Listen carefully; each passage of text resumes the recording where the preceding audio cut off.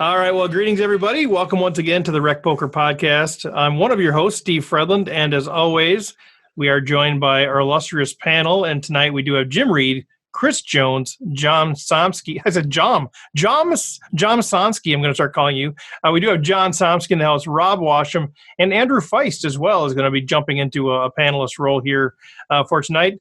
Thanks to our official sponsor, Running Aces Racetrack, Casino, and Hotel, and our other podcast sponsors, Learn Pro Poker and website AMP. This is episode 174, and tonight we're just going to have a panel discussion. We got some good stuff. Chris has a good hand for us to discuss. We're just kind of talk amongst ourselves a little bit of what's going on with RecPoker, but mostly let's talk strategy. It's been a while since it's just been our core group just talking strategy. You know, all these guests just kind of get in the way. You know, all these people who are big names, but they kind of get in the way of just us talking poker. So we're going to do a little bit of that tonight. A couple of quick things for you. First of all, if you haven't gone to rec.poker/resources and checked out that page, I really encourage you to do that. We're continuing to build partnerships with people. Some of them just where we have a relationship where we give you a link to their site. Some of those we actually have additional discounts. So I really want to encourage you to check that out. You get information about Solve for Why out there. We have a number of you guys out there have signed up with ACR, America's Card Room. There's some extra bonuses. So you follow our link. You can go choose between two different programs. One of those is a rake back program. That's the one that I'm in. I get 27% rebate on all of my rake. And also you can qualify to get an extra $30 bonus from RecPoker. So all the details are out there on the resources page. So check that out. And also, if you want to supplement that with Poker Tracker 4 and you use our link, you can actually get some custom-built HUDs that the crew here is working on. So check that out, man. It's a lot of cool stuff. And if you have ideas on other great partnerships that we haven't thought of, let us know. We'll explore it. We'll see if we can get you all some pretty cool discounts. So with that, let's kind of open this thing up and let's talk a little strategy. And maybe just to start this deal, I'd love to pick your guys' brains a little bit on just what's going on. It's been a while since we've just kind of done a check-in of what are we learning, what's happening in your world, are you playing online, are you having success, are there strategy pieces that you're really trying to develop or that you're frustrated by, or let's just start there, man, before we dig into this great hand that Chris has for us. What's going on in your poker world, guys? Well, I've been working from home a little more than I'm used to, so I've been playing more online than I have in the last little while, so it's been nice to get back into it. I used to play online quite a bit, and I've taken a little time off as real life takes over, but it's been good to get back into it, working with my HUD again. One thing that I've been working on now very consciously is bet sizing and the sizing of raises. I think that's something that's really developed over the last few years when it comes to how you choose your ranges, when it comes to bet sizing, how you choose your bet sizing against certain opponents, that kind of thing. And there's a lot of good resources out there right now that can help you think about that and develop that kind of strategies. So if I had to pick one thing, I'd say bet sizing as part of playing online specifically, where all that data is so available. And is that true is that bet sizing pre-flop or is that mostly post-flop stuff? Mostly post-flop. My pre-flop is pretty standardized in open raise sizes and 3-bet sizes.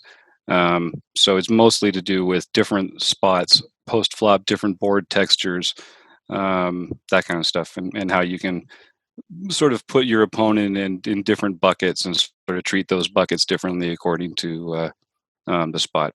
That's what I really enjoy about that kind of trying to put my opponent in the toughest spot possible. That's what I like about poker. Rob, what are you thinking? I'm pretty much the same. I've been playing some online poker. I try to, I'm working from home. I play in the nightly social distancing game just because that's so much fun to have John Somsky take me out in the third hand. Constantly. That's just a lot of fun. But no, then on Sunday I try to do 2 or 3 tournaments and just multi-table a little bit. And one of the things I've been working on more is the ranging. Try to consciously think about what range my opponent is on. A couple people limp, you go, okay, well, chances are they don't have aces, kings, queens, ace, king, that sort of thing. You start thinking, okay, what are they limping? Maybe the baby aces, maybe some suited connector type hands, maybe some small pairs. Those are the things you got to look out for. And then that type of, just going through that with each hand to understand, okay, what are they playing? What are they playing? What are they playing?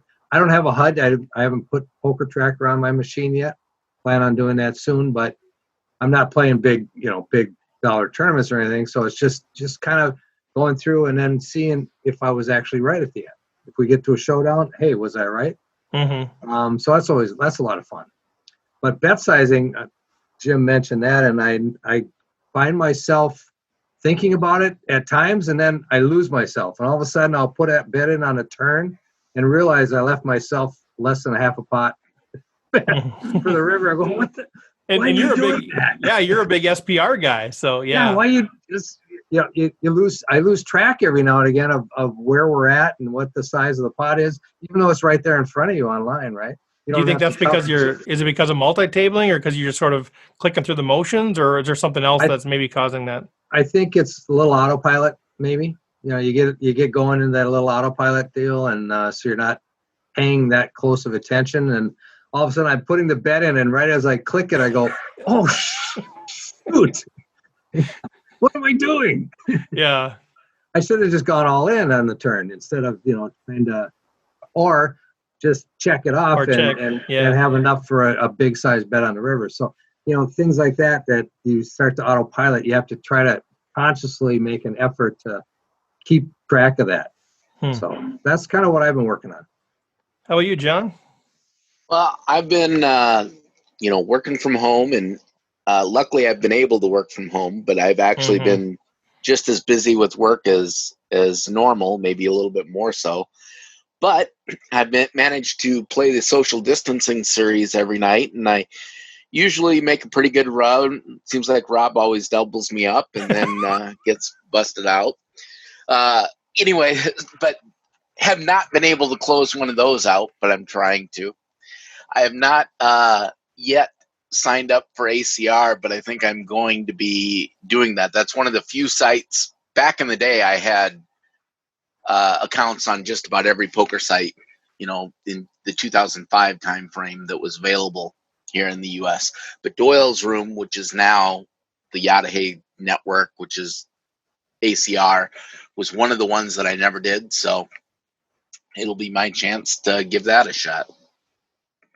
Nice. Yeah, I think I jumped on your table as an observer last night when I was playing because I wanted to see who else is doing stuff out there. And I think I made the comment, like, who keeps giving Somsky chips?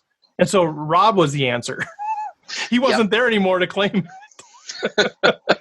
Like every time I go to Somsky's table, he's got like 16,000 chips. And, we start with 2,000. Like, how is this happening every single night?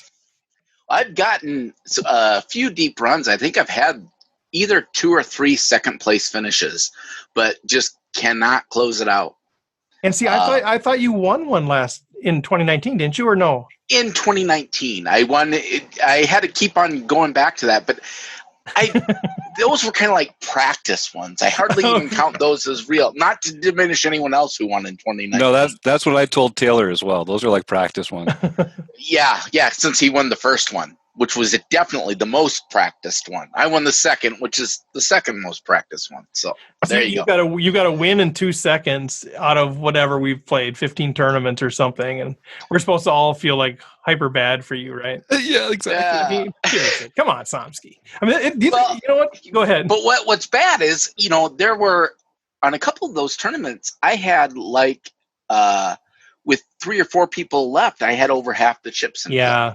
And, it's frustrating when you're not able to pull those out. And some of it was just due to bad luck. Some of it was due to bad play, but it's still been great to be able to do that.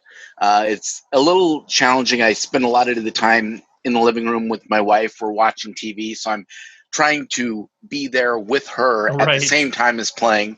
So don't worry, I am probably equally snubbing everyone on the tables when they talk to me, and I ignore them, and I'm ignoring my wife the other half of the time, so everyone can feel equally ignored by me.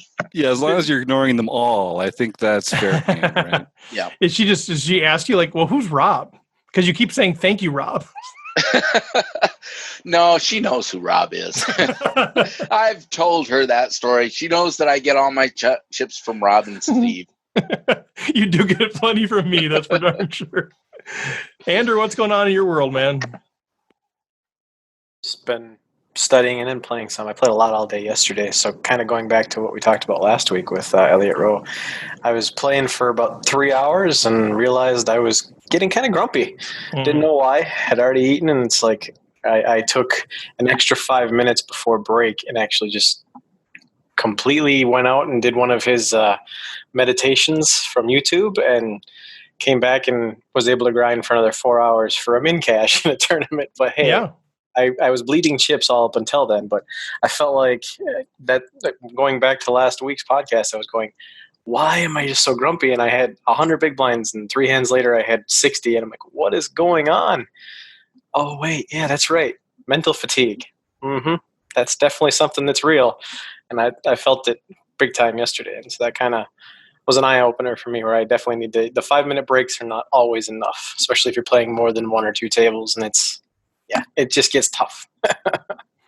Yeah, that's one of the things that I'm struggling with that I've just started playing online too is what do you do with these? So you play these $6, $15, even like $30 tournaments or whatever, and they're long. Like, I'm registration's 5 hours. So it's like, I know, what are you doing? like, I go to the casino, play a $30 tournament, and like 2-hour registration, the thing's over in 4.5 hours. Yeah, so exactly. Now I'm come here and like, I'm starting with 2,000 chips or whatever, like, or 10,000 chips. Like, okay, this thing will be over quickly. And then the structure is such, it's 6-minute blinds. Okay, well, this will be over in no time. And it goes forever because of the structure.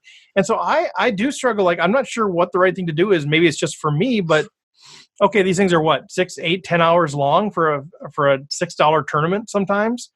And so I know I struggle with mental fatigue. And so what's the right thing to do? Like, I want to pay a lot of attention early and try to chip up and, get a hold of my table and figure out what people are doing and all that sort of stuff.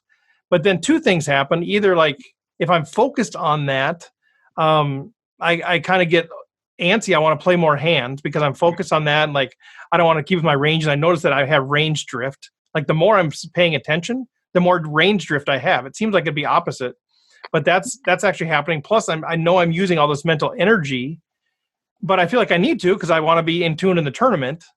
And then on the other side where I feel like I honestly play my best if like I'm doing something else and I'm like just playing my ranges. Like, if I end up playing the hand playing, but I'm just doing something else, I'm not even tempted to play that King 8 crap that I might get tempted to play when I'm paying attention and thinking, I can outplay that guy. I can outplay that guy.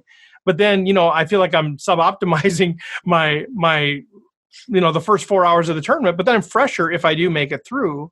So I don't know what to do about that. And then an Elliott Rowe comes on and says, well, the pros are only playing 3 2-hour sessions a day or something, like, well, or whatever. Like they're only playing 2 hours while I'm in a $6 tournament and I'm being asked to play for 10 straight hours. Like, I don't know. Help me, people. Well, and that's why I've been having to do that is just, that was the first time I've been able to play for a while before, but this is the first time where I'm locked in for so long. And I just needed a break. And I at least I had some chips to where I could go a couple orbits where it wasn't going to hurt me that hard. I had 50 big blinds still. So, and this was the $6 tournament or whatever, but it was 12-minute blinds.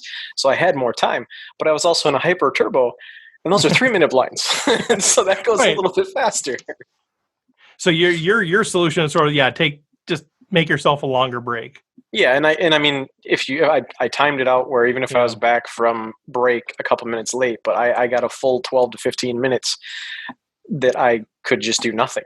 Or like I said, I did Elliott Rowe's 12-minute YouTube thing, and it helped me. I just laid on the deck and the dog was out with me, and it's just, my wife comes out, you okay? I'm like, yeah, I'm fine. Just give me a minute. And that's something that you haven't normally done, or have you done meditation before? I've done that kind of stuff a little bit before a tournament, like where I feel like I'm not in the best mindset. Yeah. So I would do that just to calm myself so I can make sure I focus on my ranges. And then afterwards, after I do a 10-minute thing, I would just look and go through my ranges in my head, what I'm going to do. And then, but that's the first time in the middle of a session like that, where I hadn't had anything happen where it would make me tilted. It was just the grind that had got me to get to that point. So, but I have done, I told you this last week where I recognized Elliot's voice after a while because I had listened to one of his meditations before and I didn't realize, didn't put two and two together. Yeah, exactly. And all of a sudden, like halfway through, I'm like, shoot, I know why I know his voice. But it's the first time that's happened where I've had to do it in the middle of a session. So I think hopefully eventually my stamina being able to do this longer will grow. And otherwise I can just make sure that I have a good stack early and I can take a few breaks here and there. Yeah, that's so good. I mean, that continues to come up more and more in poker. And then in my other world, I have a chance to interview people from different walks of life. And a lot of them are talking about the power of meditation and just sort of, being present and those sorts of things. So little by little, I still haven't engaged in that world, but more and more people that I trust that are talking about it, I'm like, there might be something to it. And that might be one of the things I need to do to try to be able to do that. Chris, did you have something to share on that? Well, in terms of these because I've just started playing online a little bit more lately. I've been really busy with work because of all the changes in the world right now. But this weekend I finally was able to get on to ACR and play a little bit. But I'm kind of curious, based on the length of this. You have a $6 tournament that has 4 hours of registration, and then it's going to go another long stretch even past that point. And I see all these people popping in, at the last level when they've got like 8 big blinds trying to sort of run up a stack. And then you have these gigantic stacks who've been sitting there since the beginning. And I'm kind of curious about everyone's approach or thoughts, or just because I'm trying to develop my own sort of thought process and approach about when is it too late to enter one of these. And I feel like it's different than live tournaments. Like I feel like I have a really good sense in a live tournament. Like, I get to a tournament and I know whether A, I'm willing to rebuy or not, and B, I usually do it by sort of the prize pool, the state in the tournament, what I'd be buying in at, what kind of levels of, chips I might have, and my bankroll too. All those kinds of things kind of bubble up. But with online, it feels like it's cheaper, but it feels like it's more like a waste when you do it right at the end. Like you jump in at a $6 tournament, you have 8 big blinds and there's people with 300 big blinds. Right.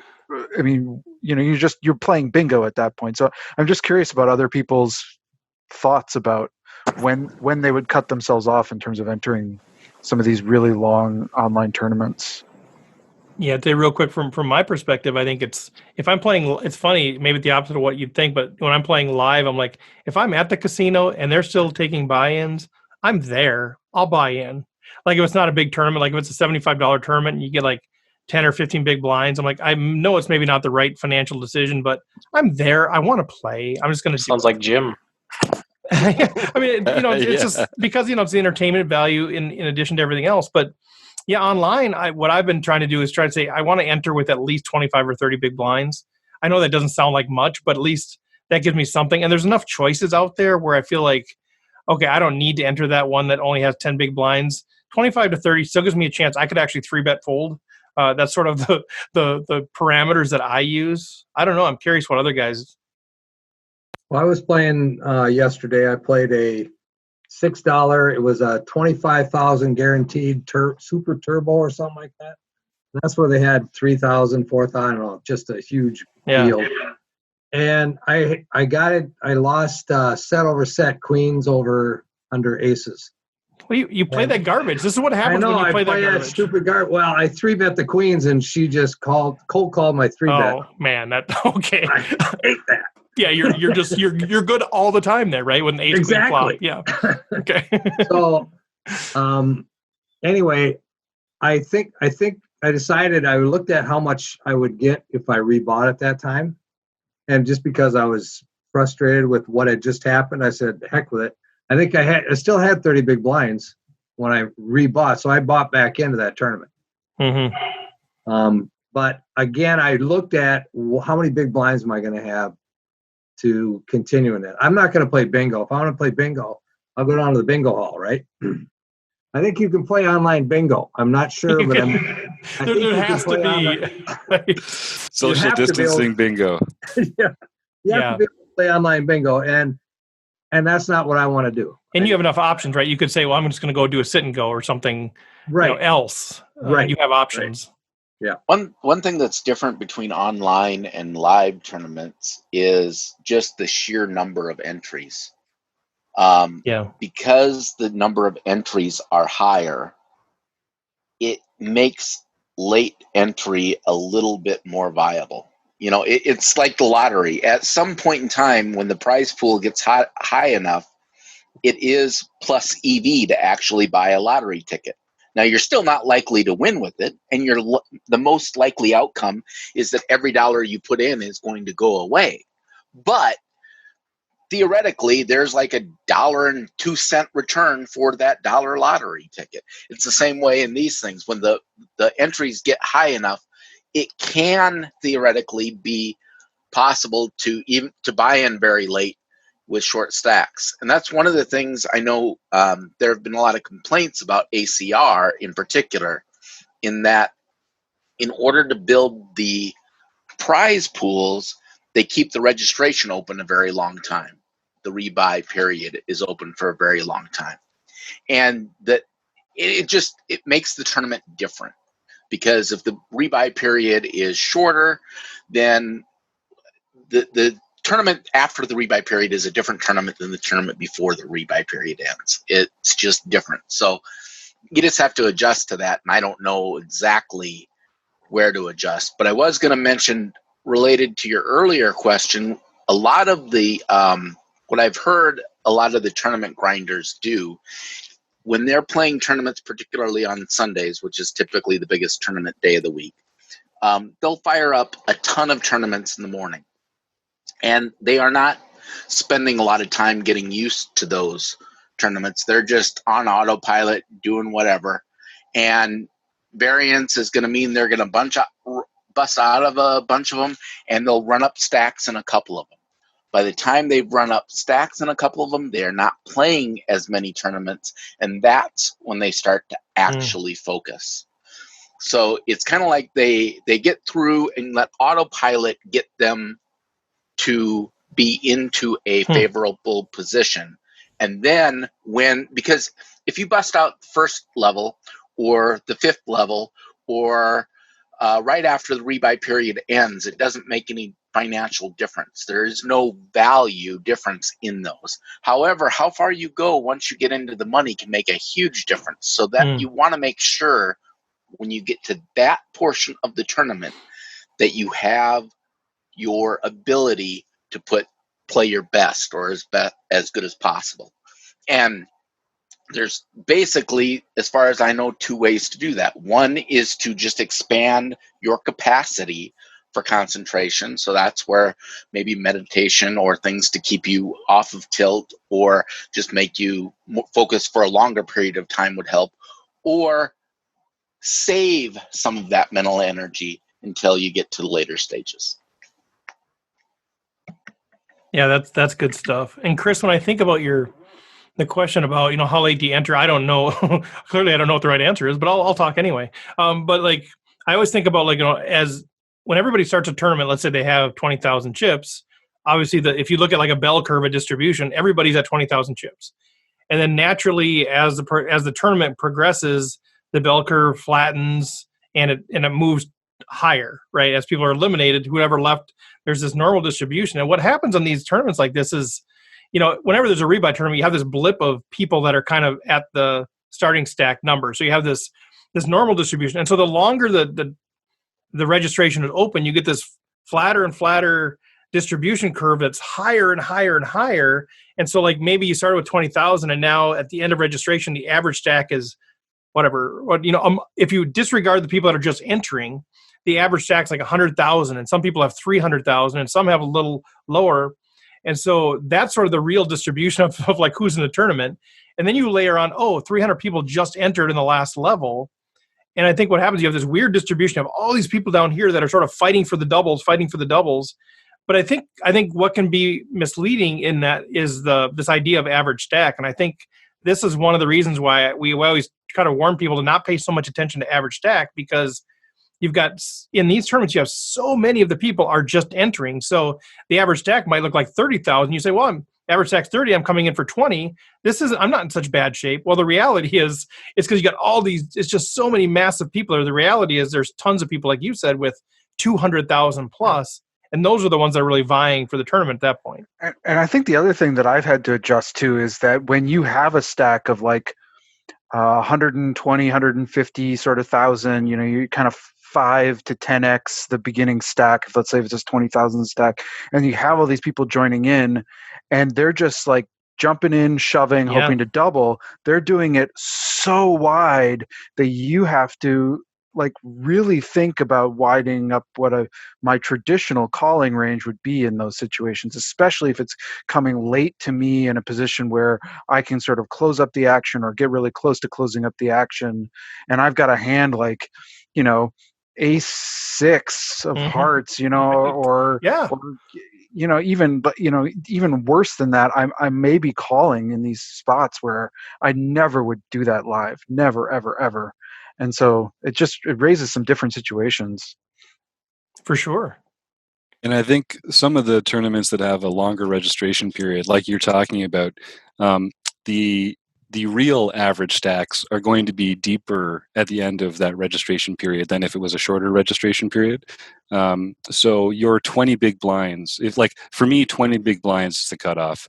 I'm happy to buy in for a tournament near the end of registration if I'm going to get at least 20 big blinds. But if let's say that's for a tournament that had a 2-hour registration. If that same tournament had a 5-hour registration, my 20 big blinds, even though there's the same number of blinds, I'm so much further behind actually being able to turn them into something relative to the field that I'd be less inclined. I'd need a bigger stack. And the only other thing that I sort of do is on Sundays, most of the tournaments I want to play start in the early afternoon.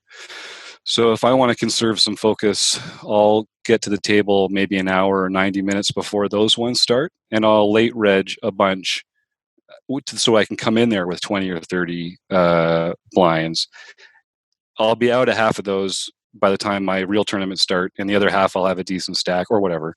And by then I've sort of, like John was saying, worked on autopilot on those other ones, because the short stack stuff, what's nice about that is that it's all a lot of pre-flop decisions mostly, and so you can sort of save that mental focus for the more important stuff later, post-flop, that kind of thing.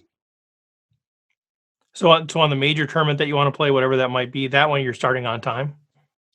Typically, I like to, because the tournaments that I really want to play, they're like $11 to $20 for me, $7 to $15, something like that. And the players I really want to play against are all going to be gone by the time the late registration closes. So the people that are going to make the worst mistakes are the ones that you want to play against. The ones that last the longest typically are going to be the better players. So if you late reg, you're playing against a tighter field, but you've got more focus. You've lost the opportunity to benefit from some of those novice mistakes that these players aren't going to make. But so for the ones that like the Sunday Storm, for instance, I always want to be there, or anything that a lot of players are satelliting into. You want to be there at the beginning, in particular, because definitely it's going to be mostly pros by the time registration closes. Good stuff. So, Chris, did you want to actually walk through a hand today? Do you want to tackle sure. that hand, or do you want to save that one? No, let's do it. Let's do it. It's been a while since we've done one of these. Yeah, it is. And, we've been, in our member content, we've been talking a lot about odds and SPR. And I thought this hand was particularly relevant to that topic. So this is one of the last major tournaments that took place before all the coronavirus quarantine life sort of hit us. But this is the Russia Super High Roller Bowl. And we're down to 5 players. So we're in the money. And we're going to take the place of playing as Adrian Mateos. And we're gonna bring up some questions about how he plays this, and it's not because he's not light years better than me, but because I don't understand it fully, and I wanted to talk about it. So we're in the money. The next place gets paid $800,000. That would be 5th, and then first place gets $3.7 million. and there are 5 left. It folds to us. We're the chip leader.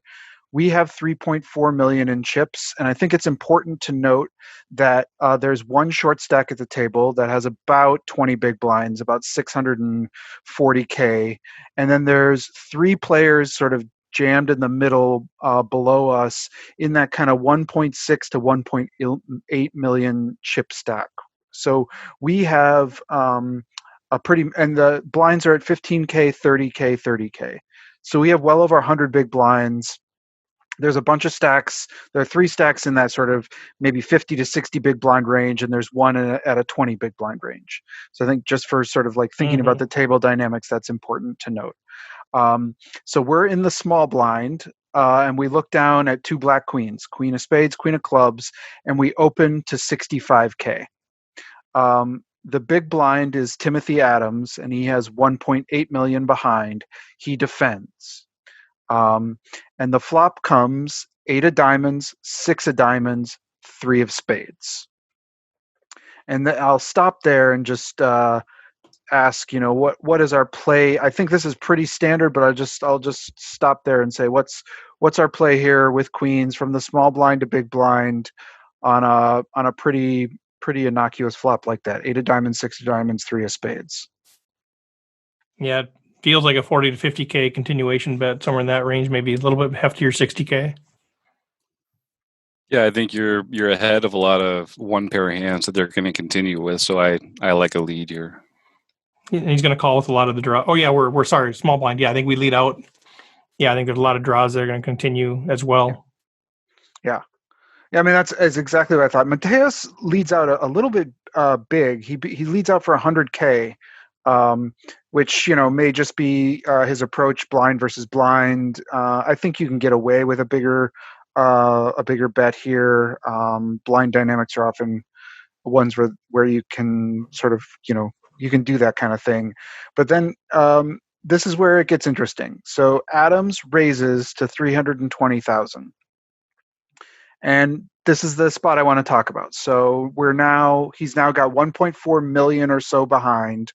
And we have an option here with 2 black queens on an 8 of diamonds, 6 of diamonds, 3 of spades board to, I think, flat or raise. I mean, is anyone considering a fold here?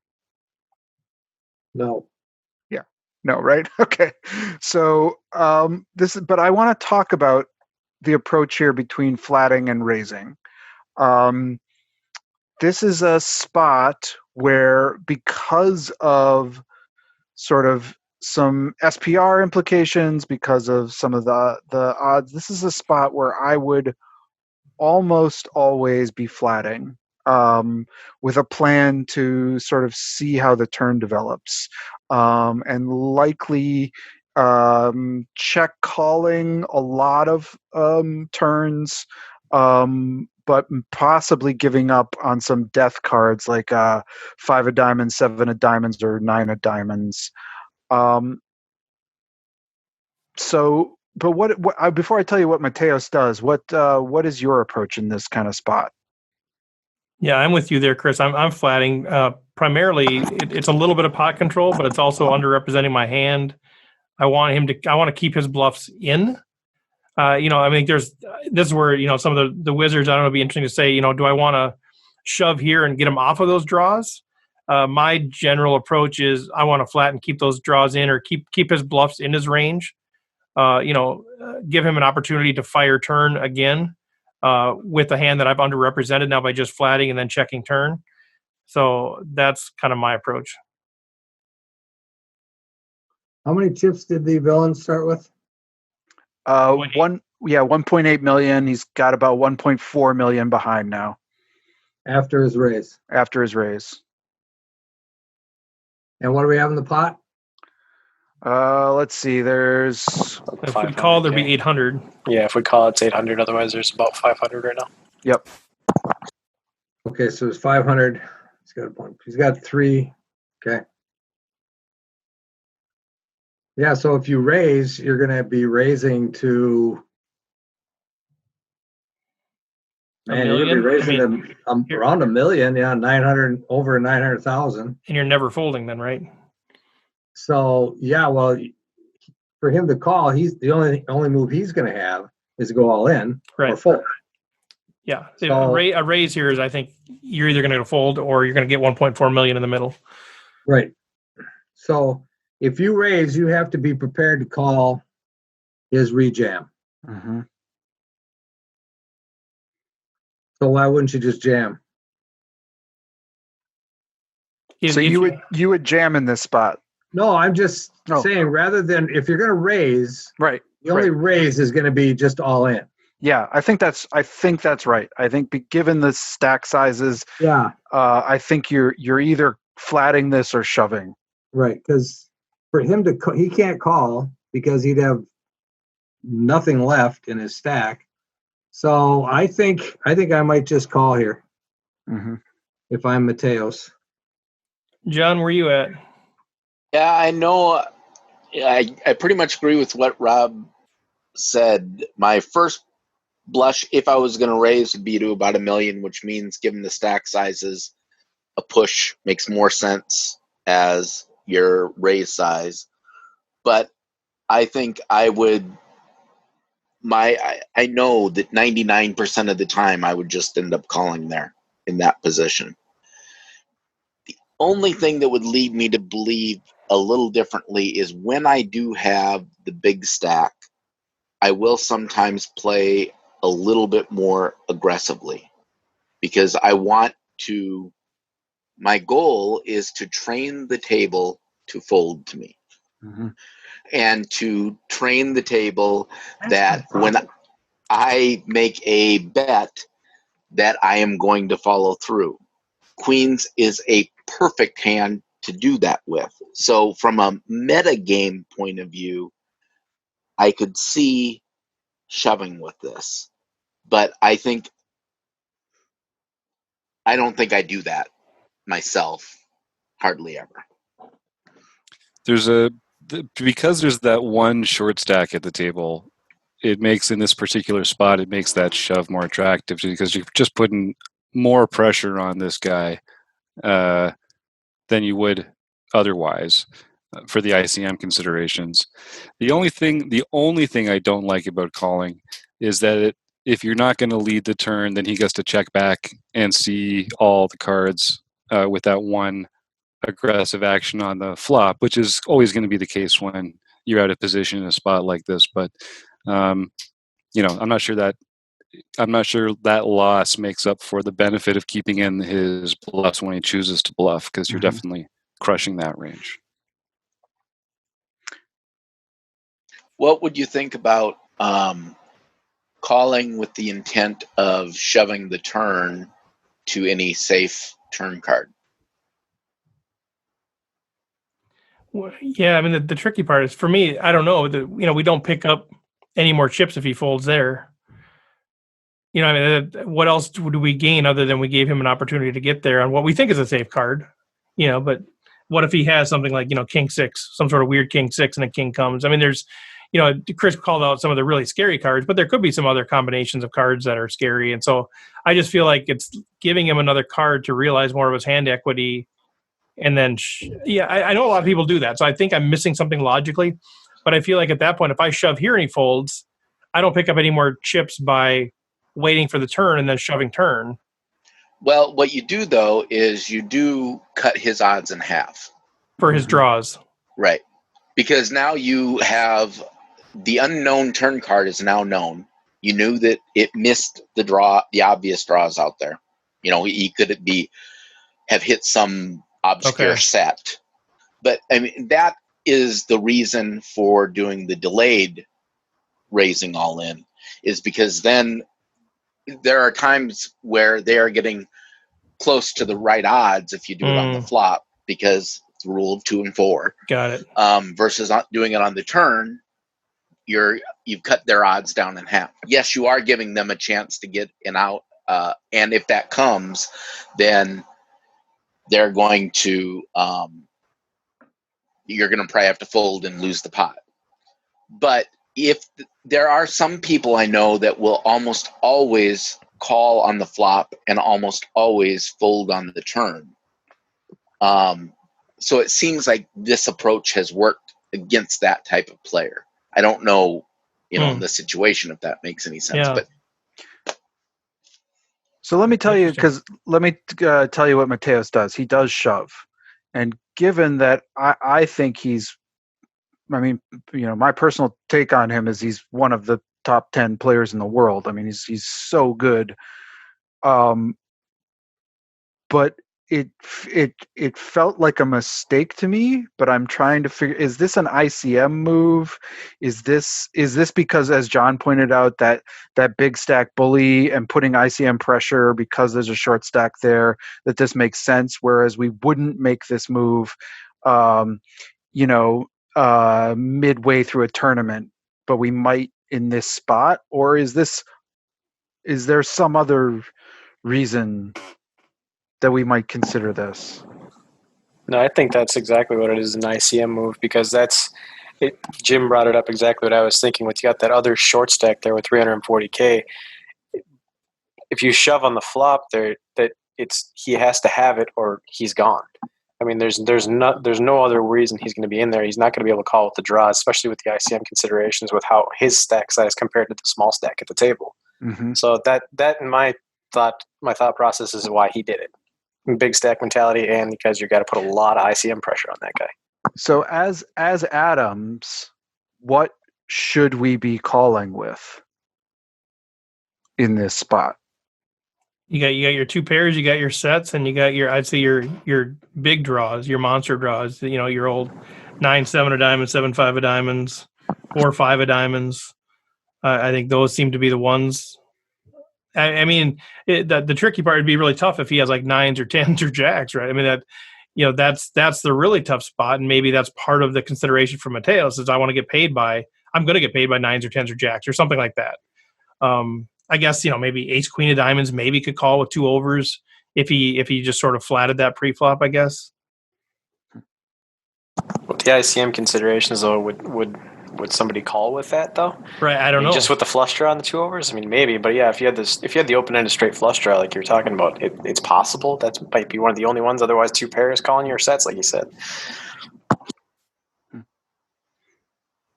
and maybe that's why he did it. I mean, I like your analysis, Chris. It seems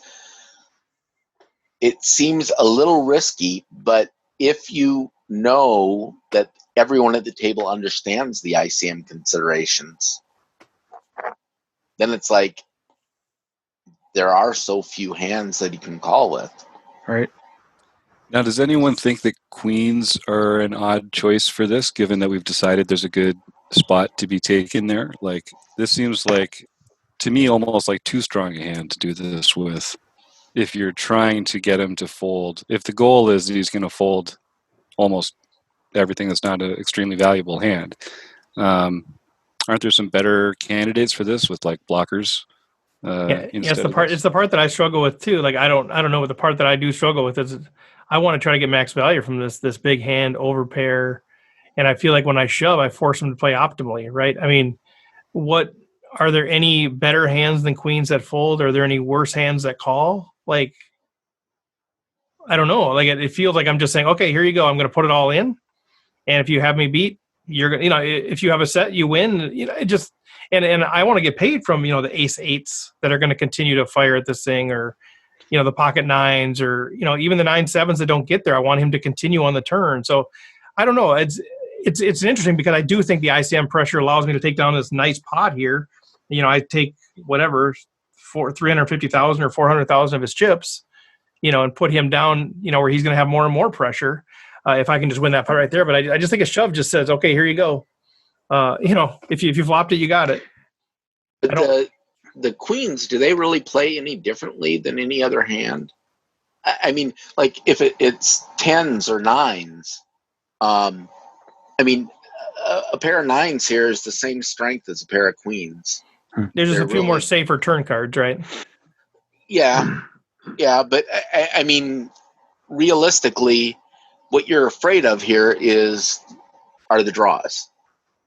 I mean, he could have 2 pair, but what you're really afraid of is the draws. And so maybe, and I'm just speculating, guessing here, maybe Mateos is thinking that getting the 500K that's in the pot right now, 100% risk-free, is better than risking the full 1.8 million to get the entire stack. That's the only thing I can guess. Yeah, Well, I mean, I'd love to do this move with like an unpaired 7 of diamonds or something here instead, that just made it, or like the ace of diamonds or something that just made it less likely that he had one of those drawing hands, and keep those queens in like a pot control part of my range. I don't know. Maybe the stacks don't really allow that. What is Adams raising with? I mean, what are we? If we put ourselves in his shoes, what hands is he actually raising Mateos with? I mean, that's the first question we need to ask ourselves, right? Because all we're saying is, well, should we shove or not? What if he has a draw? Well, he raised, right? We see bet and then he raised. So what is he raising with? I think he could range. I think he could raise a ton of his range right here. I think he's got such a nice range advantage, right? I think the small blind raises pre and he defends with the big blind and an 8-6-3. That's where I feel like he could, put him to the test right here. And what you're basically doing is saying, okay, Mateos, I think you likely just have 2 big cards here, and you didn't connect to that flop, so I'm going to put you to the test by raising you. Mm-hmm. So I mean, he could have a made hand, but he could also just have a ton of like 10-9 of hearts. I mean, I think there's a lot of hands that, 2 overs with some back doors and maybe even less than that if he thinks Mateos is an aggressive player. So yeah, I just feel like this is a great spot as the big blind to actually raise and put the small blind to the test. Now he just happens to have, a top of his range sort of hand. At least that's my take. Do you guys think that this is going to be more of a value raise out of the big blind? I feel like it's a polarized range that could consist of a lot of value and a lot of bluffs. I tend to agree. I think there's a lot of draws on this board that could make this play.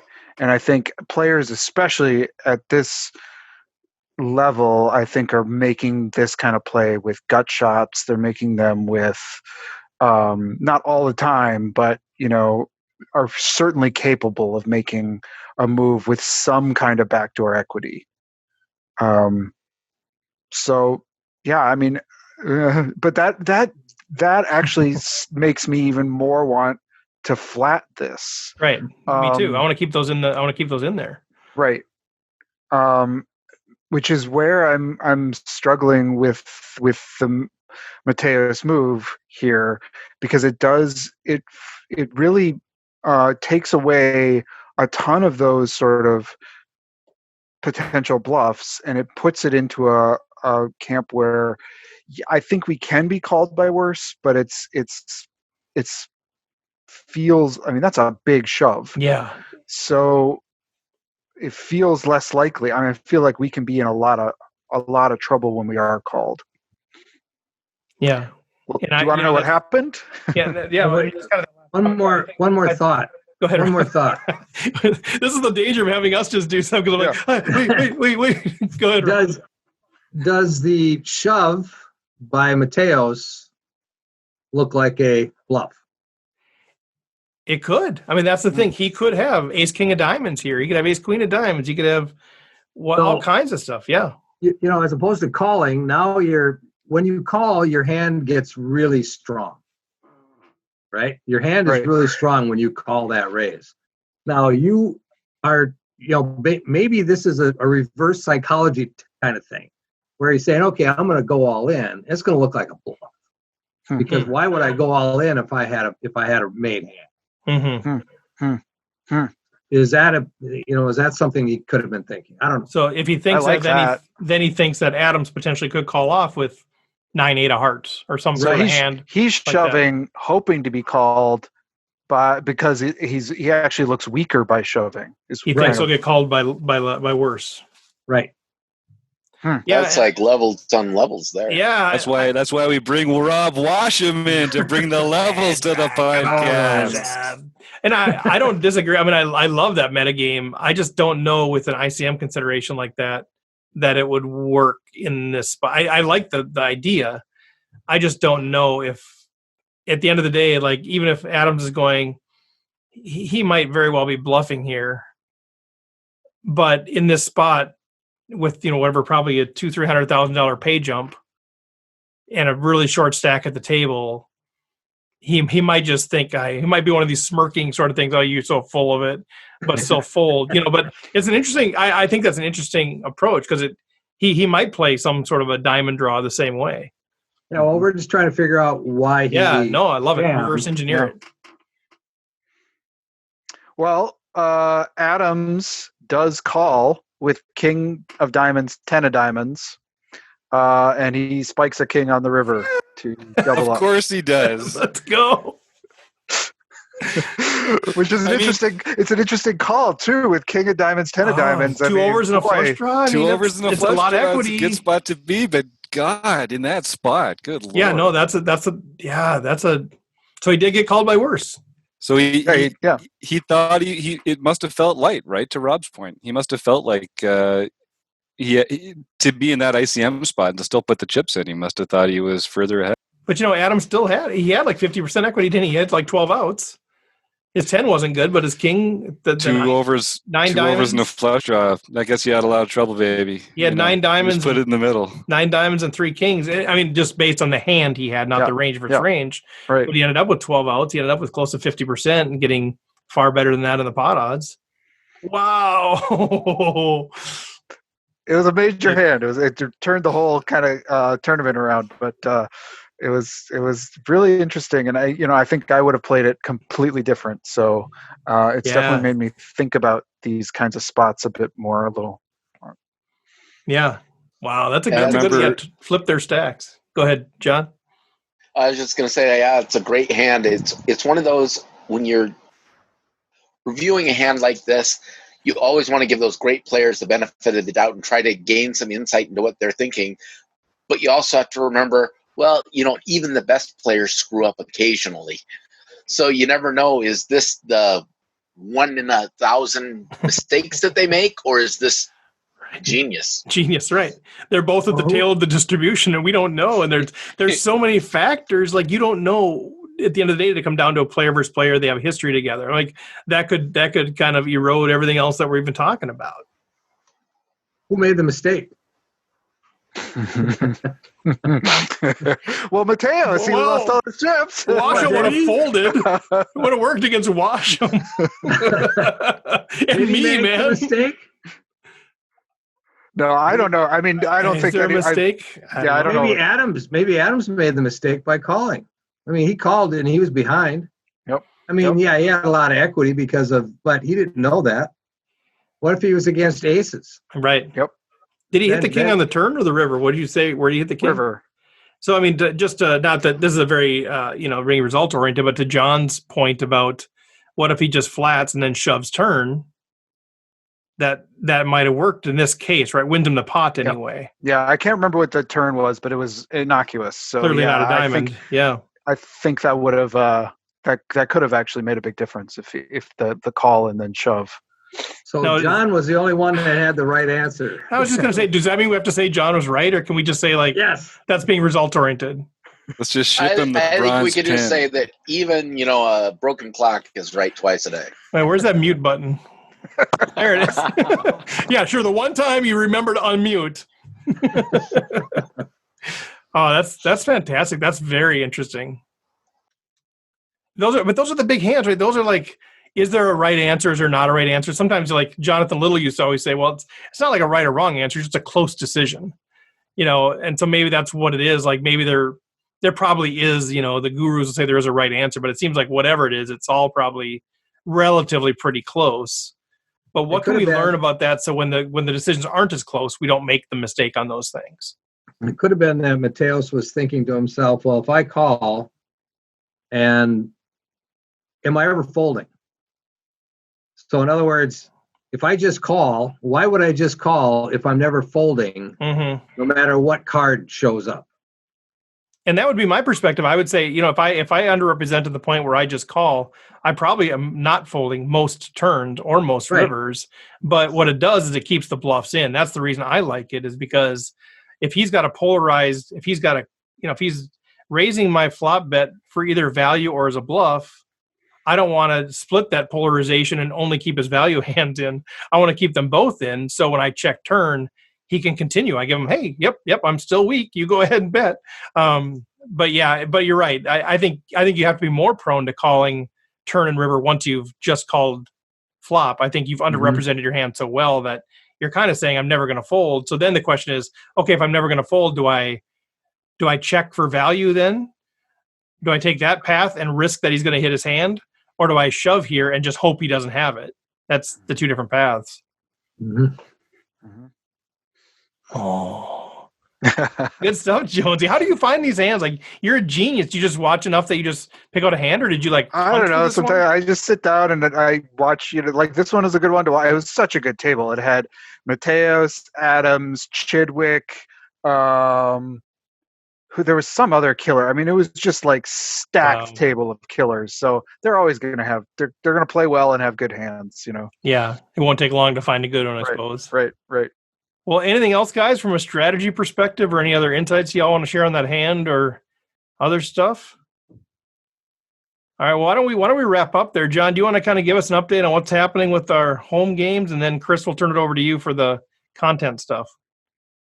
Yeah, we had our first No Limit Hold'em home game of the month on April 1st. It was not an April Fool's joke. Fortune NY, Jamel Cuevas won that event. That's and then, my of course, buddy. There you go. Nice job, Jamel. It must have been April Fool's if Jamel takes it down. Come on now. Yeah, April Fool's, you don't actually, doesn't count. No pin. There you go. No pin. Sorry, Jamel. No, that's so cruel. Get that man his pin. You're getting a pin. Oh, yeah. And then our mixed game this month is going to be Limit Hold'em. That's on April 8th. And, of course, we have our social distancing series going on. Winners since last week is Red Devil MN. That's Gaurav Aurora. 2x2 4-man. Al Anderson won on the 31st. String Ben, Troy Grafton won on April 2nd. And then we had a back-to-back winner, Power Cookies, who the only name I have is the first name of Dan. So you got to let us know. He has emailed me. He has emailed me, but he still hasn't disclosed his last name yet. So okay, I don't know yet, but we are in communication, so we're good. Anyway, he won both the third and the fourth. So impressive back-to-back. And then last night, Graphic 16, who I also only have a first name of Roger, won that tournament as well. And I think he's from like Maine, but that's the only other information I have on Roger. So Graphic 16, let us know. Yep. Thanks, John, for all the work on that stuff. It's a blast. It is. What do you say, Chris? Oops, sorry, I'm muted. He Somsky'd it. I did Somsky it. So April member content, we kind of mentioned this earlier when we were talking about the hand, but we're gearing up to talk about odds, stack to pot ratio, and bet sizing. That'll be our monthly content for April. Seminars coming soon, and we'll have a member Q&A at the end of the month. And then we're starting to introduce these study sessions with some premium content. And I'm going to turn it back to you, Steve, to talk about these as sort of some new member content that and Andrew's going to help leading these things too. So Andrew, feel free to jump in. But this is one of the things we're super excited about. So we create these membership contents that Chris leads, and they're just phenomenal. If you haven't participated in those, you should. They're like 3 to 4 hour membership seminars every month, and they're crazy good. And we're going to start supplementing those with some of the content from our learning partners. So we have partnerships with all kinds of phenomenal places: Learn Pro Poker, Solve for Why, Red Chip Poker, all of these things. And they've given us permission to use up to 15 minutes of their content every month. for our members. So we're going to start creating these seminars, these additional, what we're calling study sessions, basically. Andrew's going to be leading these.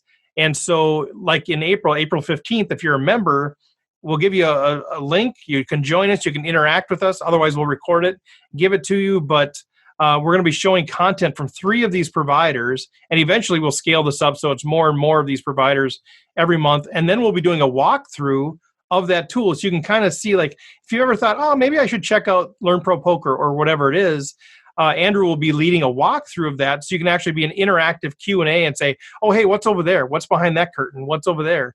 And it'll be just phenomenal from a content perspective, a discussion perspective, a tool perspective. It's all just super awesome. And Andrew, which of the 3 are we planning on showing content for in April? We are doing Learn Pro Poker. We are also doing Solve for Why. And we are also doing pokercoaching.com. So those are the 3 that we're going to be doing. And we got a lot of good stuff coming this on the 15th, you guys. It's going to be a lot of fun. Yeah, and that's pretty sweet. Like, in case you don't know who these are, so like Ryan LaPlante, Matt Berkey's stuff, and Jonathan Little. This is their premium content that if you're a member with us for $10 a month, you get access to what we're going to be curating, kind of the best of, and sharing with you guys. And Andrew's going to be phenomenal at leading that stuff. So check that out. A couple of more things I just wanted to really share quick. We do have a partnership with Red Chip Poker, and we've been working with them on how do we add value to all of RecPoker Nation. So this is not just a membership thing, but if you want to check out that core thing that they do, it's this core is kind of their online training thing at Red Chip Poker. You can go to redchippoker.com/RecPoker. Use the code RecPoker, RecPoker, and you get 1 free week of core. So that gives you an opportunity to check that out, kind of dig in to that deal. So that's a special offer for anybody who uses the RecPoker code. And also, Andrew, do you want to chat about this thing, the Learn Pro Poker deal? Do you have that in front of you, or do you want me to take it on? I do, yes. And so they're actually running a promotion for this week, which will be on the resources page of the RecPoker.poker. So they have a competition going on for a 10K main event seat. So there's a lot of details on there that we can get into probably next week, or not next week. Sorry, it's going to end this week. But what's going to happen is they're actually having a promo. So they're doing they're having a $30 a month for their membership content, and also $305 annually. So that's discounted off of what their $40 a month usually is. So they're running that until the end of this week. Just for their 10K main event Vegas competition. So it's a pretty good deal. Yeah, and so like Andrew mentioned, rec.poker/resources. We have all of our stuff out there. These links are right there. So you don't need to remember what all the fancy links are. If you say, man, Learn Pro Poker for $30 a month, that's amazing. And it is. The content is crazy. And we'll look at that on the 15th. If you want to sign up now, like Andrew said, until the end of the week. So it ends Sunday, April 12th at 11:59 p.m. Pacific time. So we get a couple extra hours there, but check that out. Great value. I know a lot of you guys sign up for the free membership.